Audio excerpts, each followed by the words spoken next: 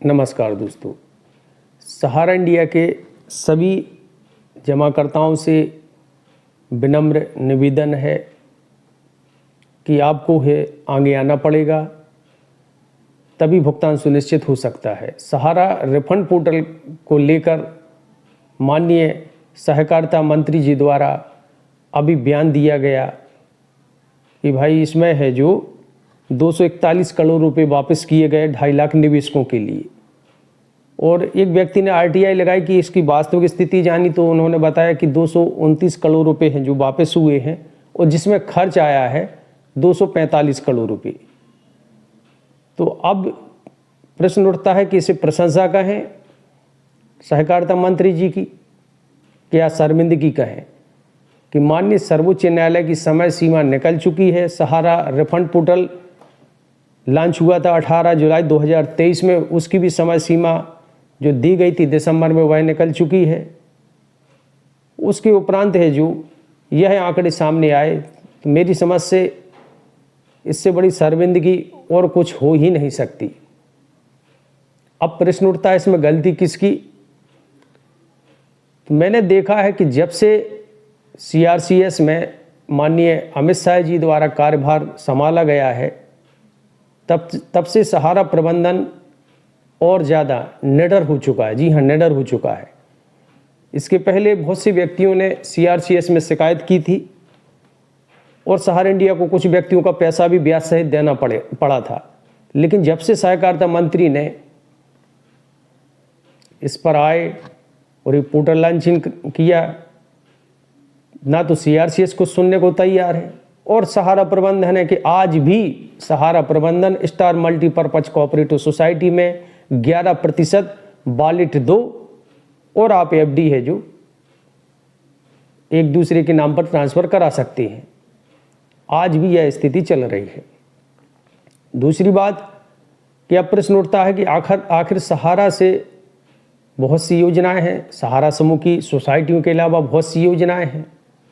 तो प्रश्न उठता है उनका भुगतान कैसे मिलेगा कि ये सोसाइटी तो 2010 में आई, इससे पहले का भी पैसा है जो क्यूसाब है, जो रियल एस्टेट का क्यूसाब में परिवर्तित, जिन्होंने क्यूसाब में परिवर्तित किया और फिर सोसाइटी में हुआ, लेकिन जिन्होंने परिवर्तित नहीं किया रियल एस्टेट से क्यूसाब में आए और क्यूसाब से सोसाइटी में उन्होंने परिवर्तित नहीं किया, तो उनका भी आज हजारों करोड़ों रुपये भुगतान बाकी है।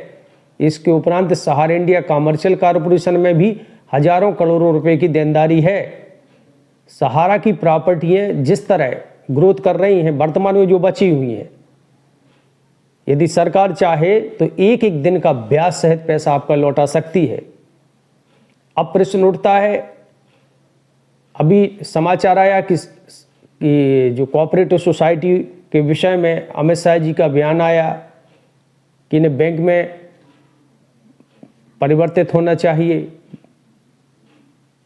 तो ये प्रश्न उठता है कि जब से ये सहारा और सीआरसीएस का मैटर शुरू हुआ है, तभी से सहकारिता मंत्री जी विशेष रूप से है जो इस पर जोर दे रहे हैं। इसमें दो मत की बात नहीं है।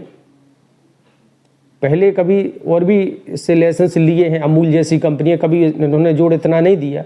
लेकिन जैसे ये सहारा की मैटर को लेकर प्रवेश किए, तो सहकारिता मंत्री जी की कृपा भरपूर है जो सहारा प्रबंधन पर बरस रही है। इसमें दो मत की बात नहीं है। और जमाकर्ता आत्महत्या करे और चाहे एजेंट आत्महत्या करे, इन लोगों को कोई मतलब नहीं। अब गलती तो है भाई, हम लोगों ने वोट दी है और जमाकर्ता जागृत नहीं है, क्योंकि पैसा सबको चाहिए, लेकिन वोट वहीं देंगे सही व्यक्तियों को। पार्टी में का और व्यक्ति नहीं है ना। लेकिन क्या करें भाई, जब आप प्रतिनिधि चयन ऐसे कर लेंगे कि जब आपकी कोई बात सुनने को तैयार नहीं। मैं किसी पार्टी या दल की बात नहीं करूंगा। पार्टी और दल एक लोगो होता है, मैं पहले भी कह चुका हूं। और भी व्यक्ति हैं जो ईमानदारी पूर्वक काम करें, उनको आगे आना चाहिए। दूसरी बात ये, अभी एक समाचार आया कि 50,000 करोड़ रुपए सहारा इंडिया लोन लेने जा रही है। ऐसा तो एक बार और आया था कि भाई विदेश से है जो 14,000 करोड़ रुपए आना है, माननीय सहारा श्री जब जीवित थी, लेकिन आज तक उसका पता नहीं चला। बाद में पता चलता है कि प्रॉपर्टियों पर लोन ले लिया गया। तो कहीं ऐसा तो नहीं है कि 50,000 करोड़ रुपए जो अभी चर्चा आई है उसमें कितनी सच्चाई है, उस पर भी सभी को निगरानी रखना अति आवश्यक है। क्योंकि मौजूदा चाहे न्यायाधीश हों, देख रहे हैं कि उनको कोई चिंता ही नहीं, जब भी सहारा के प्रकरण की डेट आती है तो वह आगे बढ़ा देती है। अभी अप्रैल में सुनवाई की डेट दे दी और ये बढ़ती रहेगी, क्योंकि ये षड्यंत्र चल रहा है। और सोचने की बात है, मैं CRCS गया, मैंने पूछा सुभाष रेड्डी जी से मिलना है, तो उनका कोई पता ही नहीं कि सुभाष रेड्डी हैं कहाँ पे, इनका कार्यालय कहाँ पे है। मतलब लापता व्यक्ति है जो 15 लाख रुपए माह इस पोर्टल से जा रही है। सिर्फ अभी एक समाचार आया था कि गौरव अग्रवाल ने, जो अधिवक्ता हैं, जो उन्होंने यह पैसा लेने से मना कर दिया कि भाई मुझे ऐसा पैसा नहीं चाहिए कि जिसमें जमाकर्ता प्रताड़ित हों, आत्महत्याएं कर रहे और जमाकर्ता को 10,000 रुपये नहीं मिल रहा और हम 5 लाख रुपये, हमको ऐसी सैलरी नहीं चाहिए। लेकिन न्यायाधीश हैं जो सुभाष रेड्डी जी, वो तो अपने समय पे है जो पैसा निकाल लेते हैं। तो ऐसे चमड़ी वाले भी लोग हमारे देश में मौजूद हैं। अब प्रश्न उठता है कि ये 50,000 करोड़ रुपए, ऐसा तो नहीं है कि सहारा फिर से वो लोन लेके और विदेश से जो निकल जाए, क्योंकि हमारे देश में नेता लोग बिकाऊ हैं। फंड दे दो कुछ भी हो जाएगा, कुछ नहीं कर सकते, बाद में बैकडेट में बता देंगे, क्योंकि शासन उन्हीं का है कि तो पहले लिए थे लोन। सब कुछ हो सकता है। अब आप कहेंगे इस तरह तो जंगल राज है। जी हाँ, जंगल राज तो है, और आप कोई प्रूफ करके नहीं बता सकता, क्योंकि जब एक छत्र छाया किसी शासक की होती है तो कोई व्यक्ति कुछ नहीं कर सकता। कहाँ जाएंगे? SP, कलेक्टर, DIG, तकनीकी सब उन्हीं के हैं। जो वो बोलेंगे उनको करना पड़ेगा, नहीं करोगे तो पता ही है क्या होगा। दूसरी बात यह है कि बैंकिंग लाइसेंस क्या सहारा इंडिया को दिया जा सकता है? जो मैंने इस संबंध में अध्ययन किया उससे, हाँ, बैंक का लाइसेंस सहारा इंडिया को दिया जा सकता है, क्योंकि बात यहाँ डिफॉल्टर की नहीं है, क्योंकि बहुत सी बैंक की कन्वर्ट इसलिए हुई थी इसी तरह की वित्तीय अनियमितता के कारण, लेकिन उनकी प्रॉपर्टी थी। और आज वर्तमान में सहारा की प्रॉपर्टी जिस तरह से ग्रोथ हुई है उस हिसाब से बैंक का लाइसेंस दिया जा सकता है और सहारा इंडिया ले सकती है। लेकिन सहारा इंडिया लेगी नहीं, क्योंकि सहारा इंडिया को पूर्व में भी अनेकों बार पूर्व के शासन द्वारा भी बैंक का लाइसेंस लेने हेतु कहा गया था, लेकिन सहारा इंडिया नहीं चाहती थी कि बैंक का लाइसेंस लें और बाद में है जो हमारा प्रॉफिट है जो कम हो जाए। क्या सहारा इंडिया नहीं चाहती सहारा निवेशकों का भुगतान हो? जी हाँ, सहारा इंडिया कभी नहीं चाहती कि CRCS से सहारा के जमाकर्ताओं का भुगतान हो। यदि वह चाहती होती ना तो कब का भुगतान हो गया होता, क्योंकि जब कथनी और करनी में ही खोट हो, मास्टर शेयर डिफिशियंसी, ये तमाम प्रकार की गतिविधियां अमूल जैसी कंपनियां काम करती, उनका ऑनलाइन डाटा सब फेयर है, लेकिन सहारा ने एक भी नियम पालन नहीं किया। और जो सहारा समूह पर कार्रवाई होनी चाहिए वह आज जमाकर्ताओं पर हो रही। कहने का मतलब जमाकर्ताओं से पूछा जा रहा कि आप मास्टर फॉर्म लाओ, शेयर फॉर्म लाओ, इस तरह की गतिविधियां बनाकर जानकारी देकर जनता को गुमराह किया जा रहा है, एजेंटों को गुमराह किया जा रहा है।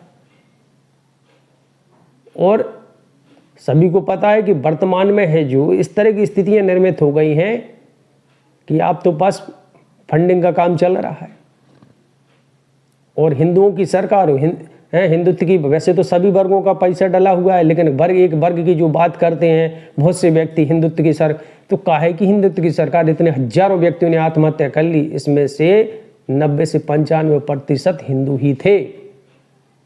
ऐसा नहीं, मैंने भी मतलब है जो अच्छे पूर्वज कार्यकाल को देखकर हम लोगों ने भी मतदान किया था, सपोर्ट करते हैं। लेकिन वर्तमान परिवेश में मान के चलो कोई व्यक्ति है जो सत्ता के अहंकार में भूल जाए, कहते हैं विनाशकाली विपरीत बुद्धि, तो फिर उसके स्थान पर क्या दूसरे व्यक्ति को नहीं आना चाहिए? कोई भी दल हो, कोई भी पार्टी हो। तो कहने का मतलब ये है कि मौजूदा सरकार सहकारिता मंत्री जी, मैं आपसे निवेदन करूंगा कि इस तरह से ये क्या चल रहा है? कोई सुनने वाला ही नहीं। ऐसा तो लगता है कि आपने पूरी जगह है जो अपने कंट्रोलिंग में ले ली। सहारा का नाम सुनो तो CRCS फ़ोन काट देती है, आपकी मंत्रालय फ़ोन लगाओ तो फ़ोन काट देती है। ये लोग कोई सुनने को तैयार नहीं। कभी अपने हम लोगों के स्थान पर आप अपने आप को रख कर देखो। आप लोग VIP लोग हैं, AC में बैठने वाले लोग हैं, आप अच्छी अच्छी बातें ही करना जानते हैं, लेकिन वास्तविकता में हम लोगों से पूछो, भाई आपके पास सब है, आप क्या करेंगे? भाई आप कोई केस में फंसा देंगे, एनकाउंटर करा देंगे, आपके पास सब है। लेकिन आज सोचो कि जमाकर्ता कितना परेशान है, एजेंट कितना परेशान है। जो जवाबदेही सहारा इंडिया की है, आप सहारा के जमाकर्ताओं से पूछ रहे हैं। तो कहने का मतलब ये है, चाहे 50,000 करोड़ का लोन हो, चाहे बैंक लाइसेंस हो, ये जब सहारा और CRCS का मैटर बना है तभी ये सब सामने निकल के आ रहे हैं। लेकिन मतलब वर्षों से इस तरह की है जो कोई जानकारी नहीं आई, और ये सब लॉलीपॉप जैसी है कि ये कर दो वो कर दो, चुनाव आ रहा है फिर लॉलीपॉप डाल दो, ऐसा कर दो वैसा कर दो। तो आज ये सभी को एकजुट होना अति आवश्यक है, क्योंकि अब हम लोगों की बात, हमको तो नहीं लगता कि कोई शासन प्रशासन आपका सहयोग करने वाला है। सब मजाक बना के कॉमेडी चल रहा है। हम कहते हैं हमारा पैसे दे दो, वे कहते हैं हाँ लाइसेंस की बात चल रही। हम बोल रहे हैं भाई साहब पूरा पैसा कब मिलेगा? कि सहारा प्रबंधन 50,000 करोड़ रुपए लोन लेने जा रहा है।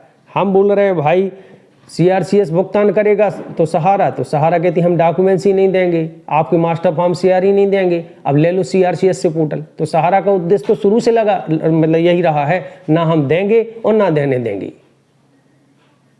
तो आज इस तरह की गतिविधियां वर्तमान में हो चुकी हैं। तो कहने का मतलब, यदि मैं गलत कह रहा हूं तो आप RTI लगा के पूछ सकते हैं, आपको बहुत सी चीज़ें हैं जो इसमें जानकारी प्राप्त हो जाएगी। और कितनी शर्मिंदगी की बात है कि मान के चलो 229 के 241 करोड़ रुपए भी 2.5 लाख व्यक्तियों को दिए गए, तो कौन सी इसमें स्याबासी है? ये तो शर्मिंदगी की बात है। कहने का मतलब भाइयों, मेरा उद्देश्य किसी की आलोचना करना नहीं है। जो भी शासन करे, अच्छा व्यक्ति हो, उसका हम लोग भर में सपोर्ट करते आए हैं और करते रहेंगे। लेकिन यदि कोई गलत नीति है उसका विरोध भी करते आए हैं तो करते रहेंगे। आशा करता हूँ यह जानकारी आप लोगों को अच्छी लगी हो। यदि जानकारी अच्छी लगी हो तो वीडियो को लाइक व शेयर करें, चैनल को सब्सक्राइब करें। जय हिंद, जय भारत।